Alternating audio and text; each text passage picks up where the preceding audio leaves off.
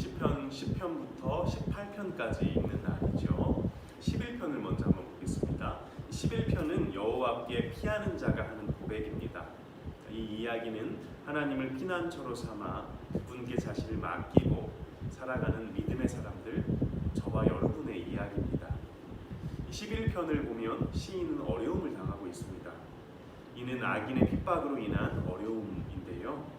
악인들이 의인을 위협하며 이들에게 활을 당기고 화살을 시위에 먹이고 있습니다. 3절은 그 속에서 성도가 한 외침입니다. 터가 무너지면 의인이 무엇을 하겠는가? 성도가 자신의 상황과 처지를 보면서 외치는 탄식이요 또 부르짖음입니다.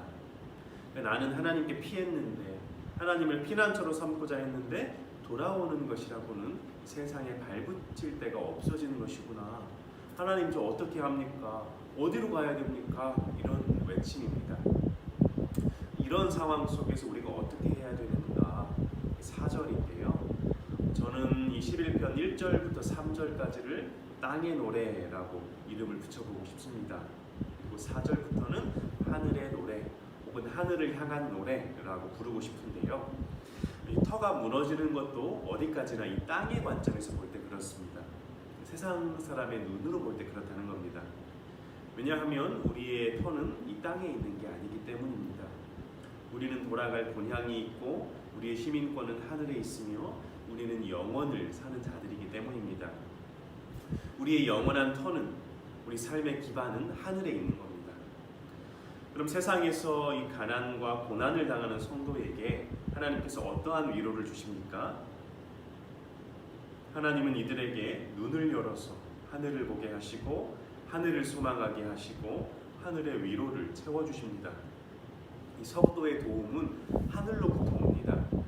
세상은 도와주지 않겠지만 도와줄 능력도 없습니다. 우리의 시선은 하나님이 계신 곳으로 향해야 합니다.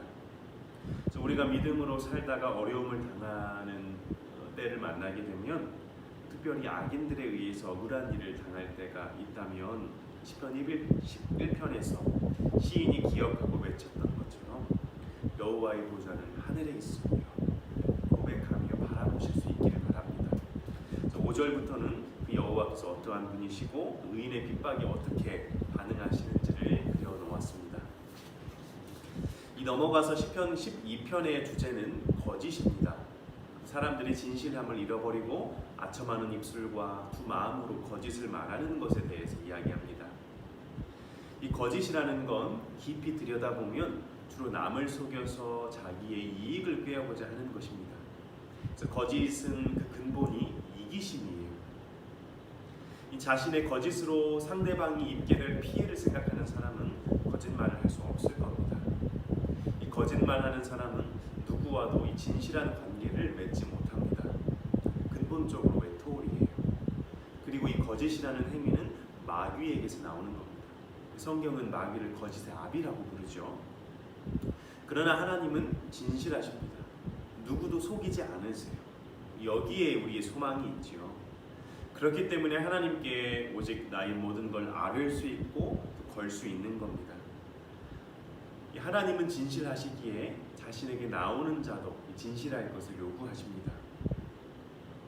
이 세상은 거짓이 판을 치고 참 무엇을 믿고 살아가야 할지 모를 정도로 패역해 있지만, 그럼에도 12편 6절에 보면 여호와의 말씀만큼은, 성도에게 구원을 약속하신 이 말씀만큼은 마치 흑도가니에 7번 단련한 정제를 거친 은과 같이 순수하고 순결하다고 하죠.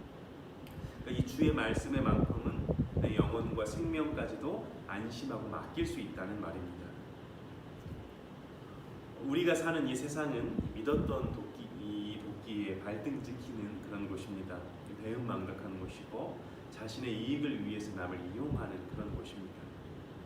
믿을 수 없는 이곳에 우리가 유일하게 믿고 내 생명까지도 맡길 수 있는 건 오직 하나님이고 그분의 진실한 말씀뿐입니다.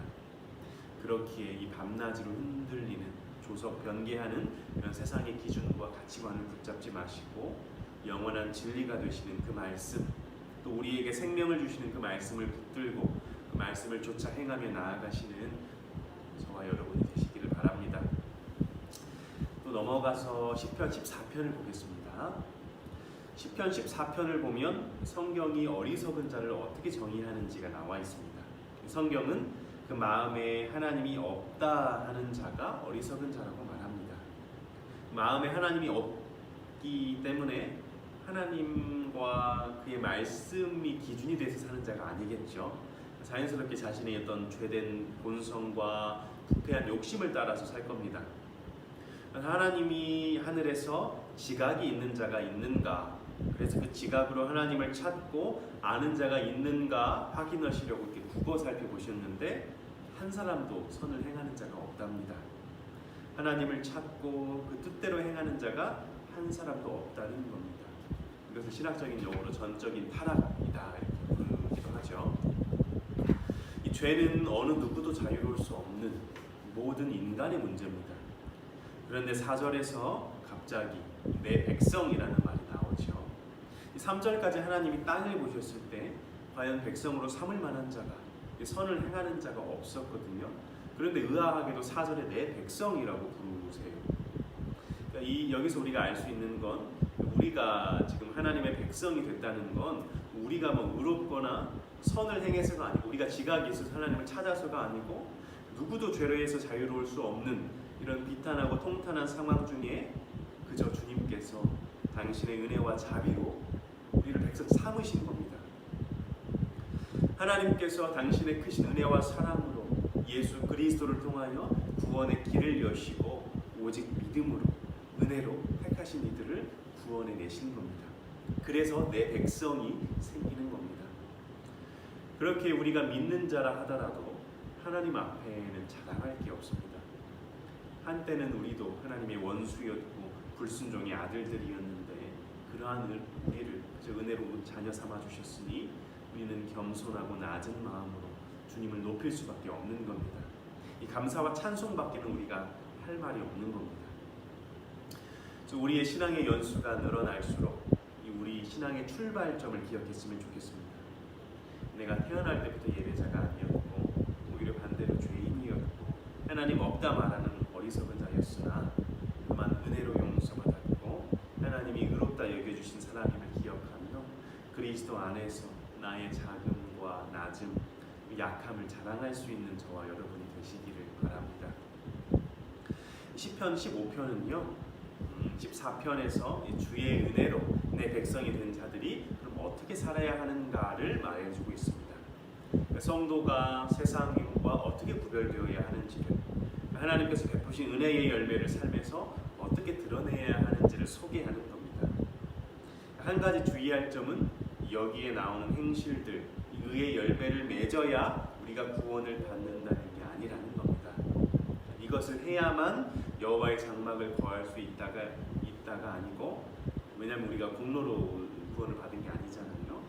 우리가 은혜로 주의 백성이 되었고 여호와의 장막에 거하게 하셨으니 그러니 우리가 이렇게 살아야 한다, 주님을 닮아 이렇게 살아야 한다, 이 내용입니다. 우리의 구원을 삶으로 증명해 보여야 한다, 이 방향으로 읽어 가시면 좋겠습니다. 오늘은 여기까지 하겠습니다.